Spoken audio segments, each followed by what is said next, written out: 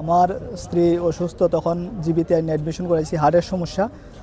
তখন এখানে হার্টবিট বাড়ছে, পালস করতেছে। তখন আমরা ইমার্জেন্সি এখান থেকে লাভা করে আমরা লই আইছি আইএলএসে আনছি। পরে এখানেও পজিশন ভালো না, তো তারা কইতেছে যতক্ষণ সময় বাঁচে ততক্ষণ পর্যন্ত আমরা এই ভেন্টিলেশনে রাখি।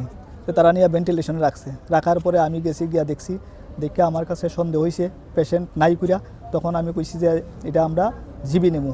তারা কয় জিবি নিলে তোমরা এমনি নিতে না, লাভা করে নিতে লাগবো। লাভা টাভা তো আমরা বুঝি না, হয় বন সই করে বলে নিতে লাগবো। তাই আমরা কইছি ঠিক আছে লাভা করে নেবো।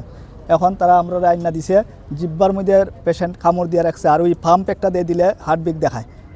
এখন তারা আমরা বিল নিছে গা 45,000। এটা আমরা দুঃখ নাই, কিন্তু আমরা ডেথ সার্টিফিকেট পর্যন্ত দিতেছে না। তারা খালি কয় না তোমরা লাভা করে নিছো, তোমরা আর ডেথ সার্টিফিকেট দেওয়া যেত না। আচ্ছা, রোগী তো আপনি দেখছেন, কি মনে হয়েছে? রোগী জীবিত আছে না, জীবিত আসলো না। আমার ডাউট হয়েছে দেখি আমি এই কথাটা কইছি আর কি। কবে নিয়ে আসলেন? আজকে সকালে নিয়ে আইছি।